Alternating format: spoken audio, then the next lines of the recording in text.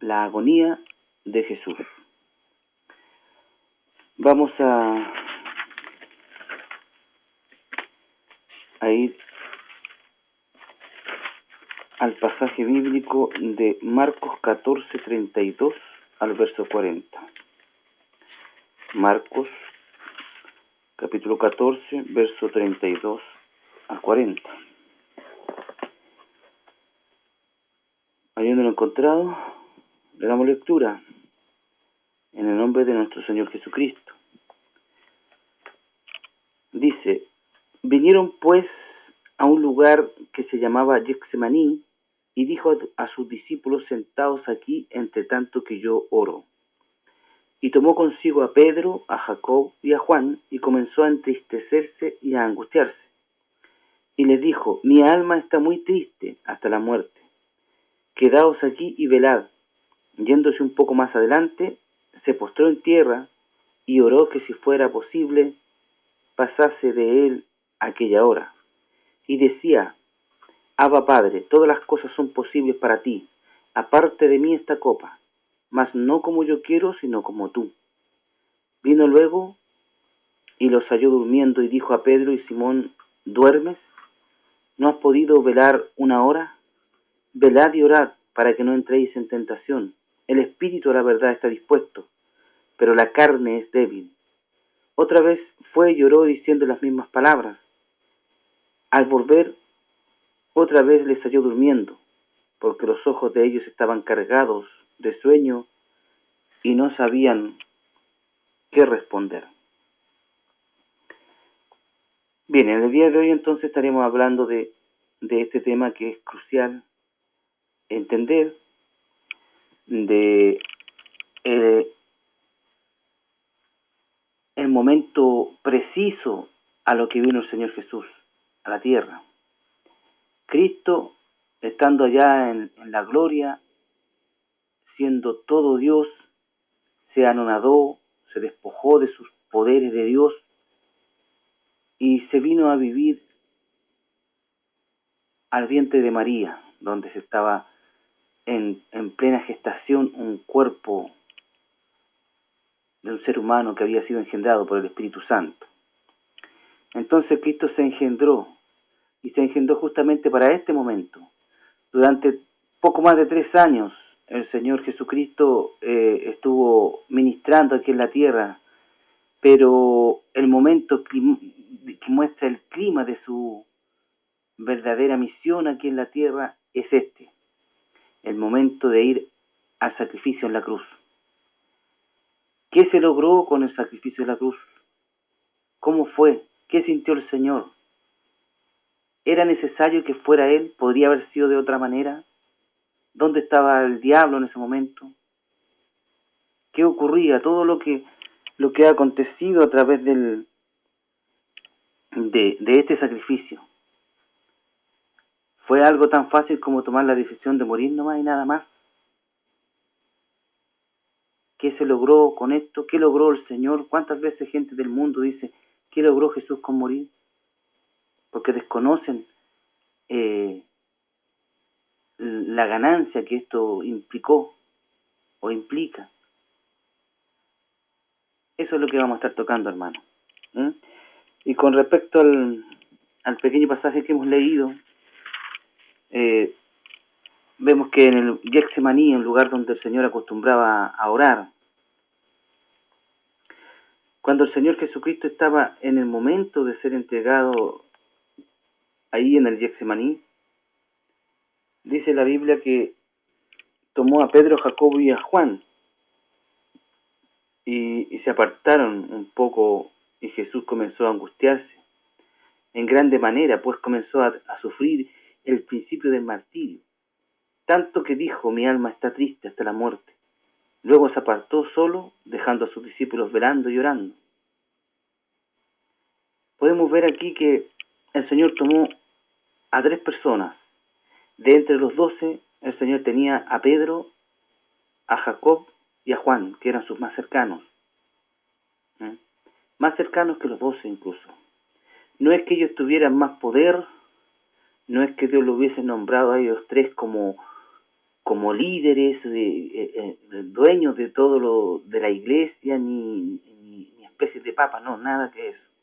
Simplemente eran los más cercanos. Seguramente el Señor tomó estas tres personas por sus cualidades personales, en la que ellos podrían precisamente interpretar o los más preparados para poder conocerlo más a fondo. Porque tanto Pedro como Jacobo y Juan eran apóstoles, al igual que los demás. No ha habido ninguna diferencia con respecto a eso.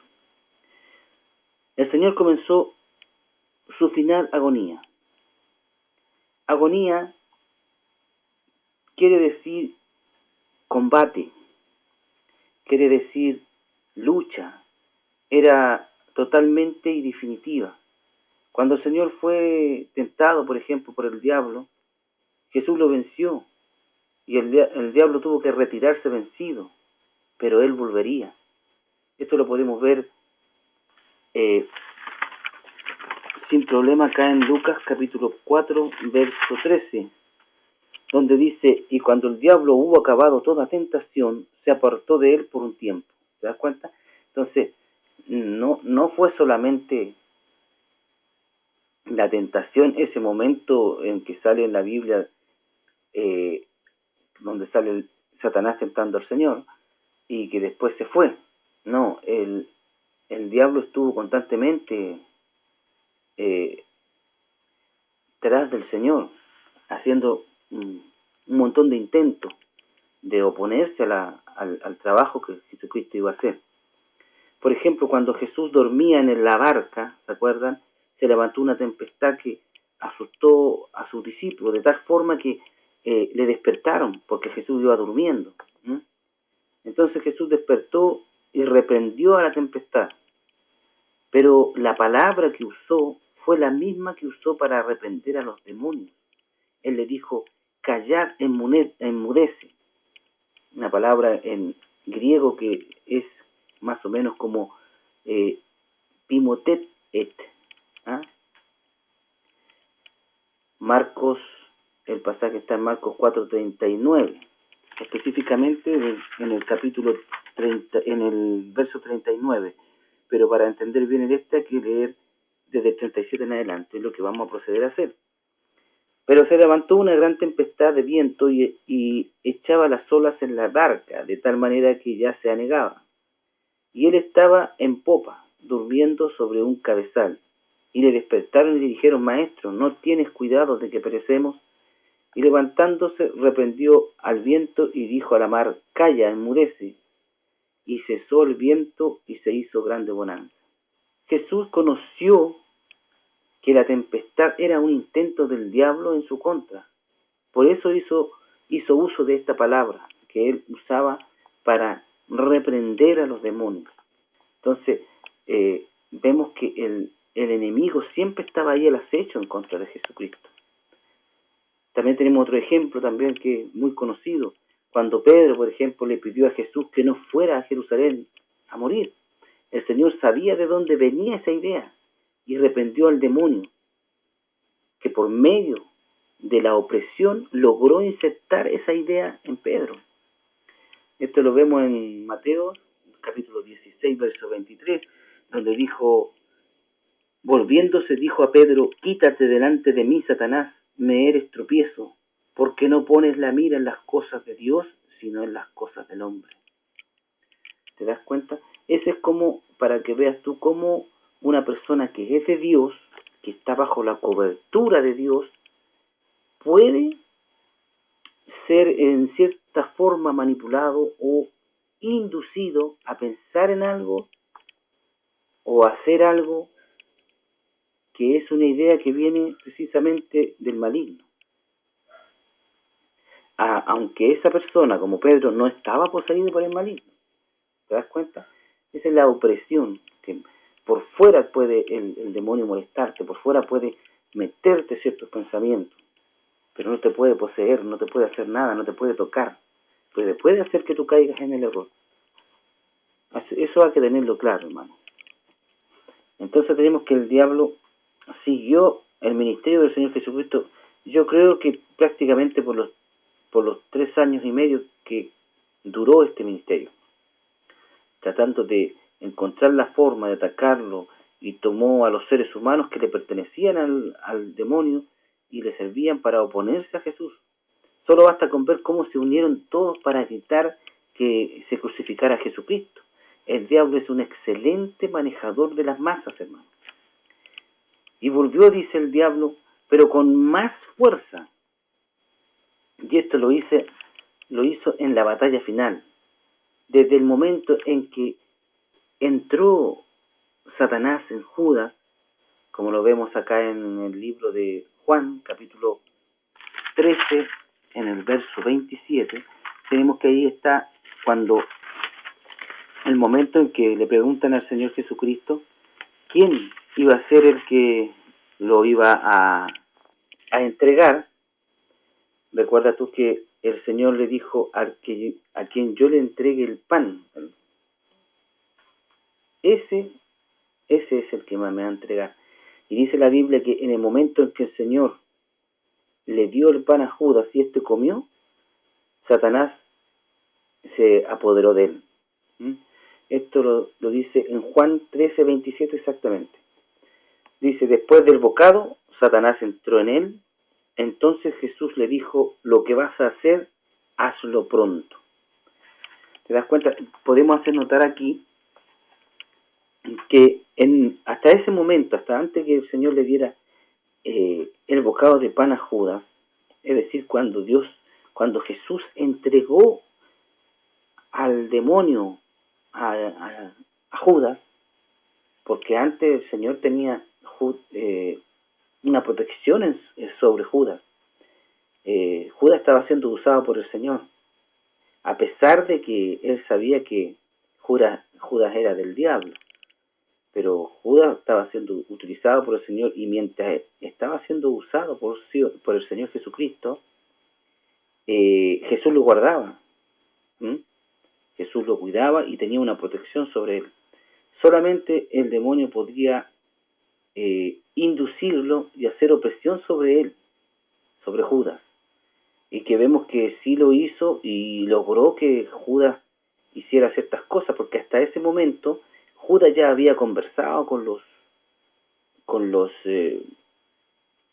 fariseos sobre entregar al Señor. Ya lo había pensado, ya lo tenía todo tratado ya.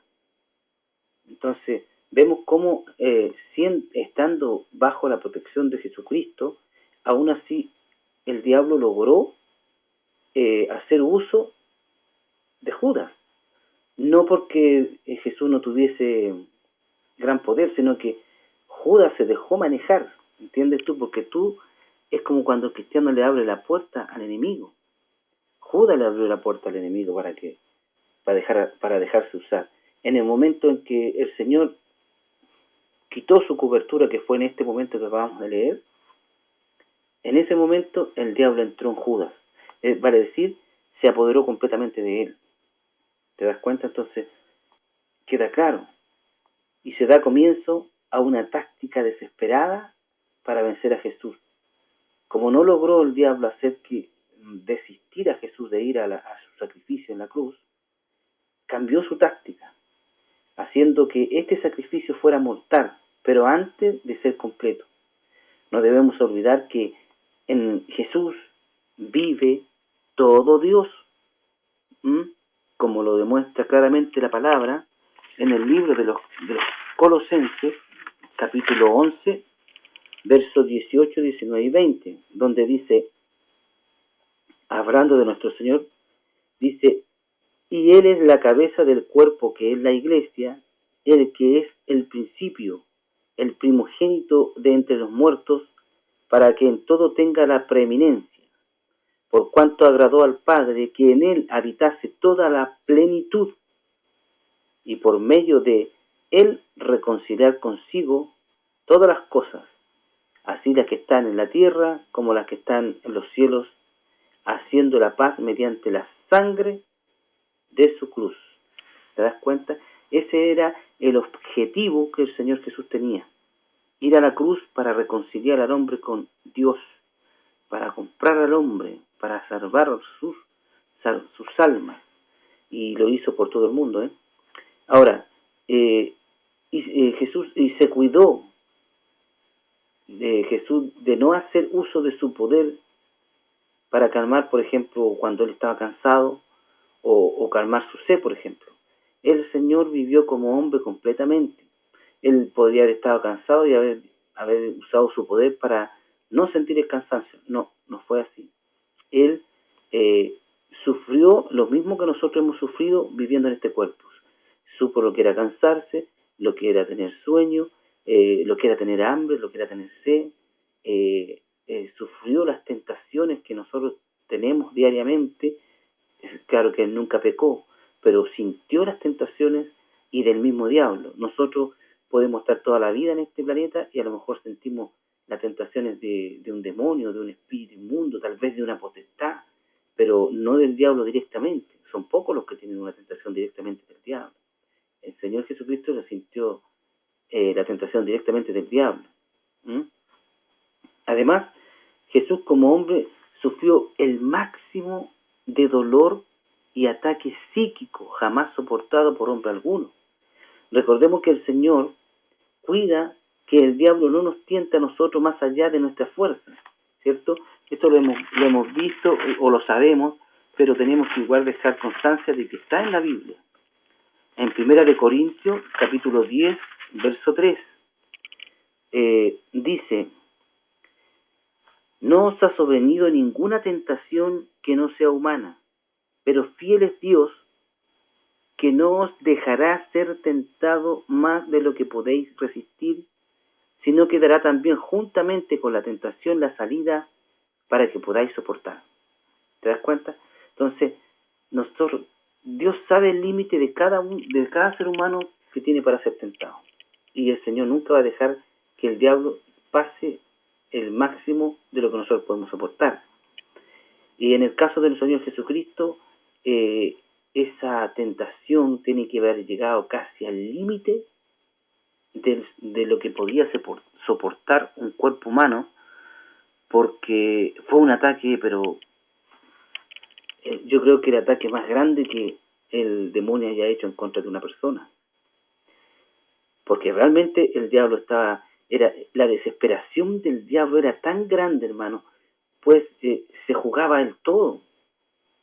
Tiene que haber habido en ese lugar una cantidad de demonios y potestades, de ángeles caídos en lucha espiritual en contra de Jesús, inmensa, con la esperanza de que Jesús se le pasara por alto, que estaba en un cuerpo frágil y muriera antes de ir a la cruz, por ejemplo. Esa creo yo que era la esperanza de que ellos, al querer hacer esa opresión, porque jamás iban a poder oponerse a Cristo. Ellos saben que ellos nunca van a poder hacerle mella a Cristo por más poder, por más que se junten todos, porque es Dios mismo, ¿entiendes? Pero el asunto que está que en ese momento puntual, él estaba dentro de un cuerpo humano, con las debilidades que tiene el propio cuerpo humano. Entonces, ellos quisieron aprovechar, era una oportunidad en que Dios lo estaban viendo como desvalido así, ¿entiendes? Entonces, por eso que ellos usaron el máximo de su poder. Ahora, el Señor vino a juzgar al mundo, ¿ah? Y al diablo en este mundo, y eso era en ese preciso momento, en ese preciso instante, en la cruz. El mundo entraba en un juicio y el príncipe de este mundo iba a ser echado fuera del cielo, según lo dice claramente el libro de Juan en el capítulo 12, verso 31, donde dice: ahora es el juicio del mundo, ahora el príncipe de este mundo será echado fuera. Aparte de traernos salvación, el Señor condenó al diablo, porque Cristo vivió por más de 3 años en un cuerpo humano con todas las limitaciones propias del ser humano y bajo la constante opresión del mismo Satanás, y no cometió pecado alguno. Mientras que por otro lado Satanás pecó sin tener la debilidad humana. Por esto dice la Biblia que Jesús avergonzó al diablo y sus demonios y los expuso públicamente ante el Padre y sus ángeles, según consta en el libro de Colosenses, capítulo 2, verso 15. Dice: y despojando a los principados y a las potestades, los exhibió públicamente, triunfando sobre ellos en la cruz. ¿Te das cuenta? Entonces, la desesperación del diablo era inmensa. Cuando el diablo tentó a Jesús, por ejemplo, el Señor nunca negó que el diablo no tuviese poder sobre el mundo. Según Mateo 4:8, dice que el diablo llevó al monte más alto y le mostró todos los reinos del mundo y la gloria de ellos. ¿Se acuerdan cuando el diablo le dice al Señor Jesucristo: todo este reino, toda esta gloria te la entregaré porque a mí me ha sido entregada y a quien quiero yo la doy? Bueno, entonces en ese momento el Señor se mantuvo en silencio con respecto a eso, porque era cierto, el diablo tiene poder sobre el mundo entero. Y después justamente el Señor lo dijo más adelante. Por medio de la Escritura podemos ver que su poder es innegable, pero comparado con Jesús no es nada. El diablo esta vez decía la verdad. Él tenía poder sobre el mundo. Ahora, la muerte de Jesús, que iba a ser una muerte en la cruz, pues Jesús no podía morir de otra forma. Ese era lo que está establecido por el Señor. Lo vemos en Juan capítulo 12, versos 32 y 33. Dice: yo, si fuere levantado de la tierra, a todos atraeré a mí mismo. Y decía esto dando a entender de qué muerte iba a morir él. O sea, tenía que ser crucificado, porque al ser crucificado él iba a traer al hombre a la salvación. ¿Te das cuenta? Entonces, esto es lo que el diablo en este momento quería evitar. Ya que no pudo evitar que él fuera a la cruz, ahora quería evitar que terminara esa misión que Jesús traía. Bien, quería matarlo antes de que llegara a la cruz. Entonces tenemos que esto tuvo un efecto no solamente en la derrota de Satanás, sino en la redención completa del hombre, del ser humano. Volviendo a la agonía de Jesús, que se pone a orar esta vez postrado, eso quiere decir de rodillas, con el alma llena de tristeza y angustia, el diablo aprovechó este momento para atacar con toda su fuerza de opresión, tratando de usar la debilidad humana de Jesús. Mientras el Señor oraba, a su alrededor estaba una multitud de demonios comandados por su líder, los que combatían con el Señor un combate espiritual que podía tener consecuencias terrenales, físicas y espirituales. Podemos ver en el libro de Lucas, en el capítulo 22, verso 44, que dice que estando en agonía, oraba más intensamente y su sudor era como grandes gotas de sangre que caían a la tierra. El Señor sudaba sangre. Por mucho tiempo, hermano, el incrédulo, por mucho tiempo los científicos, los ateos, siempre se mofaron o se rieron de esta parte. Yo pude escuchar alguna vez a alguien decir que esto demostraba que la Biblia no era más que un cuento de historieta, porque decía que el Señor sudaba sangre. Pero hoy, hermano, como Dios es tan grande, la ciencia médica ha podido descubrir que esto es cierto. Pues cuando una persona está sujeta a un estrés o un sufrimiento extremo, puede llegar a sudar sangre, y existen casos debidamente informados. Esta es otra razón para que los hombres vean que la Biblia es la palabra de Dios. Y todos aquellos que hablaron en contra de esto, puntualmente, se quedaron callados y desaparecieron. No hablaron nunca más. No tuvieron la hombría de hablar nuevamente y decir realmente me equivoqué, no, se quedaron calladitos, porque andan buscando la oportunidad de poder negar a Dios. No pueden negar lo innegable, hermano. ¿Quién es el hombre para decir que Dios no existe? Si nosotros somos menos que nada. Entonces, tenemos que, el Señor sudaba sangre porque la lucha era tan grande que el Señor tenía su cuerpo endurecido, en tensión, y su mente hacía tal fuerza mental y espiritual y emocional real. Jesús tenía que usar toda su fuerza sin olvidar que estaba dentro de un cuerpo humano, que podía destruirse con tal esfuerzo. Mientras el diablo aumentaba la opresión sobre Jesús, yo personalmente creo que todos los demonios, espíritus inmundos, gobernantes, potestades y ángeles caídos estaban presentes en ese lugar. Sí, hermano, yo creo porque estaban luchando contra Dios mismo. Entonces yo creo que el diablo unió a todo su ejército. A todo su ejército tiene que haber estado metido en ese lugar haciendo la opresión en contra del Señor. Y no pudieron. Porque la Biblia dice que el Señor expuso a los demonios públicamente, los expuso. No dice que una cantidad exacta, dijo a los demonios. Entonces yo creo personalmente, esto no está en la Biblia, pero yo creo personalmente que todos los demonios, espíritus inmundos, gobernantes, las tinieblas, potestades y ángeles caídos que están merodeando por el mundo completo y el espacio, yo creo que estaban reunidos en ese momento preciso en esta batalla. Pero ¿por qué, diremos nosotros, pero por qué no arrepintió el diablo, Señor? Podemos ver que cuando nosotros oramos, miles de pensamientos cochinos y malos se pasan por nuestra mente. Tú sabes quién manda esos pensamientos. ¿Y qué hacemos nosotros? Paramos la oración y reprendemos al mismo maligno, al maligno. Pero ese pequeño espacio de tiempo esperaba seguramente el diablo, espacio que Jesús no le dio. No debemos olvidar que todo lo que está escrito es para ejemplo y enseñanza de nosotros. De esto aprendemos que cuando estemos en una lucha contra algún demonio, no interrumpamos la comunicación con Dios, sino que le pidamos nos libre de este espíritu inmundo y venzamos más rápido así. Jesús nos enseñó cómo luchar. Y como nuestra carne, nuestro cuerpo, no sería estorbo en esta lucha, tanto que nos haría caer incluso en el pecado.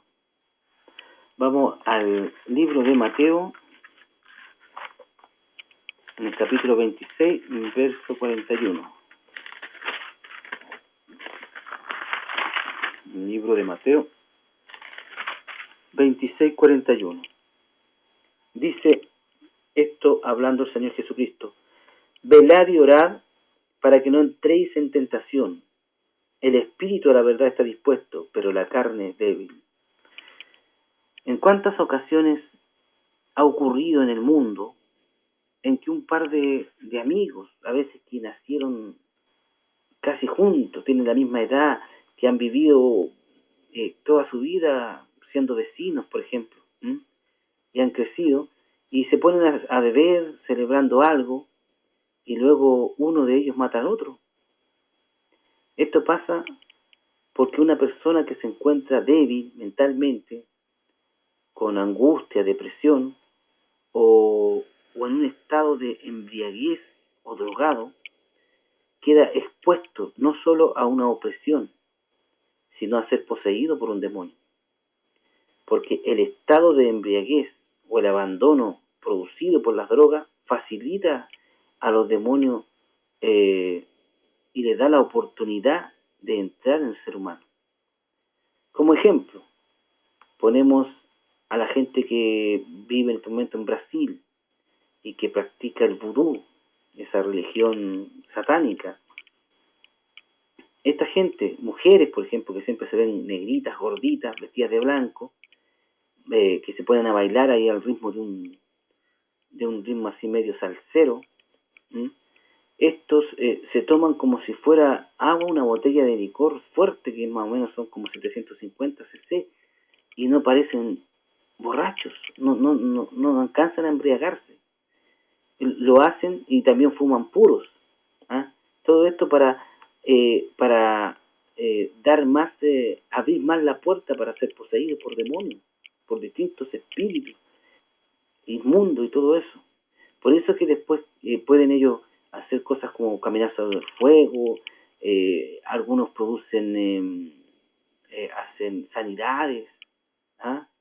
Hacen sanidades a la gente que llega enferma ahí, o contacto con los muertos, y un montón de basura que pertenece al diablo. El trabajo de los demonios comienza con una etapa a la que se le llama oprimir. El oprimir tiene como significado apretar o agobiar. Esto es para cansar a la persona física y mentalmente. Así que es se oprime de forma física y de forma mental. Y yo creo también de forma espiritual. Después de esta etapa, ya se pasa a la opresión. Estando el hombre en este estado, en el que se puede estar ya sea borracho, drogado, o con meditación trascendental, o practicando el budismo, comienza la opresión o el abuso del hombre, que es tan grande que los demonios prácticamente hacen el papel de tirano. El hombre empieza a ser dominado, como el cambio de hábitos, tales como que se vuelve alcohólico, antes no había tomado nunca y ahora ya toma completamente seguido, o empieza a drogarse, o empieza a tener estados depresivos, o practica la meditación, el budismo, el ocultismo, la cartomancia. Estas personas hacen caso totalmente en estos estados y pasan a la tercera etapa. O sea, están ya listos para una posesión. Debo hacer notar que también hay depresión que viene por el hecho de un estado de trabajo intenso y de problemas que te lleva a una depresión que no necesariamente es producto de una opresión demoníaca. Pero ese estado de depresión puede ser aprovechado también por demonios, hay que tener cuidado con eso. Y llegamos a la etapa ya en la que es la posesión. En esta etapa el demonio domina más del 50% de la voluntad del hombre. En este estado el hombre comete homicidios, violaciones, robos, suicidios. Puedo recordar, por ejemplo, un tema de un programa que daban aquí en el país sobre gente que había cometido delitos, y un hombre había matado a otro hombre, y en el momento en que se estaba reconstruyendo la escena, se pone una persona que aproximadamente del porte, que creo que la persona fallecida era de bastante envergadura, era grande, 1,90 m, algo por ahí, y un hombre de esos gruesos, fuertes, y la persona que lo mató era mucho más baja. Entonces, en el momento en que estaban haciendo esta reconstrucción de los hechos, se halló que el hombre no fue capaz de echarse al hombro al muerto. Así que cambiaron la persona que estaba haciendo el papel de la víctima, que por lo que creo se acercaba solamente a la contextura del verdadero fallecido. O sea, no era completamente ni del porte ni de la envergadura física lo que respecta a lo grueso que él era, el peso final, sino que era un poco menos, pero y aún así el hombre no se lo pudo. Entonces, eso le llamó mucho la atención a la gente. De cómo pudo él tomar a esa persona. Bueno, nosotros sabemos cómo pudo. Una de las formas en que se puede manifestar una posesión es que la persona poseída adquiere una destreza física y una fuerza sobrenatural. ¿Te das cuenta? Incluso el hombre decía que él no se acordaba del momento mismo en que mató a la persona, solamente se acordaba cuando lo vio muerto y se lo echó al hombro y se lo llevó a esconderlo. ¿Te das cuenta? Entonces se puede ver perfectamente que Hay ocasiones en que los demonios entran, hacen que la gente cometa cosas que son tan graves como la violación, el robo o el homicidio o el suicidio. La posesión demoníaca también tiene efectos como la mudez. Esto lo podemos ver en el libro de Mateo, capítulo 9, verso 32, donde hay demonios que producen también este estado de una persona sea muda. Dice, mientras salían ellos, he aquí le trajeron un mudo endemoniado. ¿Te das cuenta? También tenemos otra enfermedad muy conocida en Marcos 9, capítulo 17, Marcos 9, capítulo 17, que es la epilepsia. ¿Ah? Ahora, debo hacer notar, primero vamos a leer lo que dice la Biblia con respecto a esto. En Marcos, capítulo 9, versos 17 y 18, dice, respondiendo uno de la multitud, dijo, Maestro, traje a ti mi hijo que tiene un espíritu mudo, el cual donde quiera que le toma, le sacude y echa espumarajos, cruje los dientes y se va secando. Y dije a tus discípulos que lo echaran fuera y no pudieron. Debo hacer notar que la epilepsia también, el estado de epilepsia puede ser producido por una razón física del cerebro. Esto es, según la ciencia médica, ellos han encontrado que hay dos formas en las que se produce la epilepsia. Una de ellas es que físicamente el cerebro tiene una anomalía que puede ser un pequeño tumor o alguna cosa, pero físicamente, que ellos encuentran que está ahí. Y eso produce la epilepsia. Y en otras ocasiones, el cerebro no tiene ninguna cosa, no tiene ningún signo de daño, ni ningún tumor, nada que pueda darle la razón de que tenga la epilepsia. Y la epilepsia simplemente se produce, ellos no saben por qué. ¿Ya? Estas son las dos formas en que hay que se produce esta enfermedad según la medicina del hombre. ¿Ya? Ahora, también hay una forma de producir una epilepsia falsa o un ataque de epilepsia que es a través de la electricidad. Y generalmente se está usando esto en gente que tiene depresión y al momento de producirle con una pequeña descarga eléctrica directamente en el cerebro, producen un ataque epiléptico pequeño a baja escala y eso produce como consecuencia un alivio en la depresión. Se está usando como una terapia. Entonces también puede producirse la epilepsia por el contacto producido con una fuente de energía eléctrica, ¿ya? Ahora, al no existir ninguno de estos que hemos hablado en este momento, de estas razones, al no existir ninguna de ellas, la causa podría ser perfectamente la posesión de un demonio. Cuando una persona comete suicidio, siempre quedan preguntas que suelen ser las mismas. ¿Pero cómo? ¿Cuándo? Yo lo vi tan bien, nunca, no se notó nada. La gente queda totalmente... es incomprensible la situación. Pero detrás de este acto está el trabajo de los demonios. Por medio de la opresión demoníaca, convencen a la persona que su problema no tiene solución, dándole consejos para escapar de algo que los mismos demonios generaron. Por ejemplo, un hombre casado, con hijos, con una esposa buena, con una situación económica estable y una buena salud, pero por razones desconocidas se mató de un tiro en la cabeza. Pasado el tiempo, un amigo de él contó que este hombre se embriagó y terminó esa noche de borrachera en un motel con un homosexual. Nunca pudo sobreponerse a lo ocurrido, y eso fue el motivo por el cual tomó esa decisión de matarse.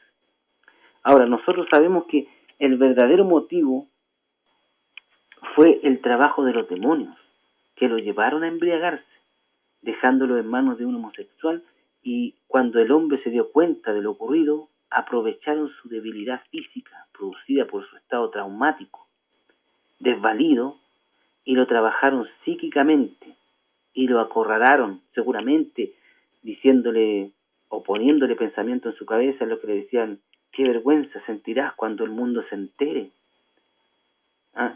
tal vez te convertirás en un homosexual. ¿Qué dirán tus hijos, tu esposa y etcétera, y etcétera? Y así lo fueron hasta que insertarle en su mente la única solución, la muerte, claro, según los demonios. ¿Entiendes? Entonces, como la persona se dejó manipular, cayó en ese estado y tomó esa decisión pensando que con la muerte él iba a encontrar descanso para ese sufrimiento. El trabajo de los demonios puede generar cambios, tales como hábitos antisociales. Si podemos ir al libro de Marcos, capítulo 5, del verso 1 al 5. Dice, vinieron al otro lado del mar, a la región de los Gadarenos, y cuando salió a él la barca, enseguida vino a su encuentro de los sepulcros un hombre con un espíritu inmundo, que tenía su morada en los sepulcros, y nadie podía atarle, ni aun con cadenas, porque muchas veces había sido atado con grillos y cadenas, mas las cadenas habían sido hechas pedazos por él, y desmenuzados los grillos, y nadie le podía dominar, y siempre, de día y de noche, andaba dando voces en los montes y en los sepulcros, e hiriéndose con piedras. ¿Te das cuenta de ese comportamiento antisocial, ese comportamiento que demostraba una violencia innecesaria? Puede ser producido por los demonios. Esa gente que vive en un mundo, en una población donde hay una gran alta tasa de delincuentes viviendo ahí, entre medio de la gente tranquila, entre medio de la gente decente, se nota claramente, si tú vas a una de esas poblaciones, la diferencia que hay entre la gente normal, la gente tranquila que vive ahí, con la que practica la delincuencia. Un delincuente siempre va a tener por delante esa choreza, esa actitud de enfrentamiento. Siempre la va a tener, siempre hay como un odio interno en ellos. Eso está producido por demonios, por espíritus. También puede, como ya habíamos visto, la posesión demoníaca puede tener instintos suicidas, como podemos ver en el libro de Mateo, capítulo 17, verso 15. Una vez más quiero hacer notar que la idea de estos estudios es que, hermanos, ustedes vayan metiéndose en la Biblia, vayan acostumbrándose a buscar en los distintos pasajes bíblicos que vamos usando y lea por usted mismo que lo que estamos hablando está acorde al tema que estamos tocando, que es cierto, que está escrito, que no es idea del que está hablando, ¿ya? Mateo 17, verso 15 dice, Señor, ten misericordia de mi hijo, que es lunático y padece muchísimo, porque muchas veces cae en el fuego y muchas veces en el agua. ¿Ves? Ahí hay forma de matar a la persona que está. También tenemos como ejemplo cuando Judas, después de entregar al Señor, se arrepintió, pero estaba tan trabajado por los demonios que no se convirtió. Los demonios hicieron un trabajo de oprimir y de opresión muy bien, llevándolo a la muerte. Esta es la forma en que el diablo trabaja y usa a una persona. Le saca el jugo como si fuera un limón y luego lo mata y lo lleva al infierno para atormentarlo. Es el pago que el diablo le da a la gente, al ser humano que le sirve a él. Esto, hermano, es lo que usted debe recordarle cuando se encuentre con un satanista. Cuando se encuentre con un joven que usted lo ve, un lindo joven con una salud bonita, con esa fuerza que tienen los jóvenes de agilidad y todo, y que usted lo ve vestido con ropas negras y con dibujos de satánico y toda esa basura que le meten con el rock, y tú te pones a hablar con él y te das cuenta que es una persona, una linda persona, y que está metido ahí porque, no sé, pues le gustó la música, cualquier cosa. Es bueno recordarle esto. es bueno decirle que hay un ser que se llama diablo, que es el que creó el rock y que lo está usando para atraerlo. Nadie puede negar que hay canciones de rock que son bonitas, pero son hechas justamente para que nos parezcan bonitas, porque el diablo es un maestro de la música, ¿ya? Entonces hay que recordarle esto a esa gente que le trabaja al diablo, hay que recordarle que el diablo toma a la gente, la usa para su propio beneficio, le da dones incluso, imitando a Dios, le da dones a esa gente, a algunos le da dones de espíritus de adivinación, para hacer sanidades, ¿me entiendes tú? Cosas así. Le da ciertos poderes a esa gente, pero no porque los quiera, sino que lo está usando, te está dando algo que después te va a quitar y igual te va a matar, cuando ya tú no le sirvas, te va a matar y te va a mandar al infierno y ella te va a atormentar. Y le das este ejemplo para que le quede claro. Ahora, tenemos que no toda enfermedad es causada por algún demonio o posesión. ¿Ah? Hay demonios que causan enfermedades. Vamos al libro de Mateo, capítulo 4, 24. Hay demonios que causan enfermedades, pero también hay enfermedades propias de lo que es la debilidad humana y los efectos que se van produciendo en el cuerpo debido a estar expuestas a ciertas cosas o cierta forma de vida. Tenemos Mateo entonces, capítulo 4, verso 24. Y se difundió su fama por toda Siria, y le trajeron todos los que tenían dolencias, los afligidos por diversas enfermedades y tormentos, los endemoniados, lunáticos, paralíticos, y los sanó. ¿Te das cuenta que hace una diferencia completamente? Porque ¿para qué decir enfermo? ¿Para qué decir enfermedades? Paralíticos, por ejemplo, si podían haber dicho los endemoniados. No, aquí se hace una diferencia. Es porque hay diferencia. ¿Te das cuenta? Entonces hay afligidos por diversas enfermedades, o sea, enfermedades naturales, enfermedades que es natural que a uno les den. Tormentos. Dice, los endemoniados y lunáticos, dos formas de estar poseídos. Los paralíticos, ¿te das cuenta? Entonces, hay enfermedades que son enfermedades y hay otras que son producidas por demonios. O sea, Jesús sanó a los que tenían dolencias, enfermedades y afligidos. Ahora, el trabajo más común de los demonios en lo que respecta a los hijos de Dios es hacer que el creyente sienta vergüenza de hablar con Dios, sobre todo después que el creyente ha caído en un pecado. Esto es muy común, hermano. Yo he conocido varias personas que le llamamos descarriadas, gente que fue cristiano y ahora está en el mundo, y cuando uno llega a conversar con ellos, el por qué dejaron el camino del Señor, ellos cuentan su problema, el problema puntual exactamente de cómo fue que se salieron del camino del Señor.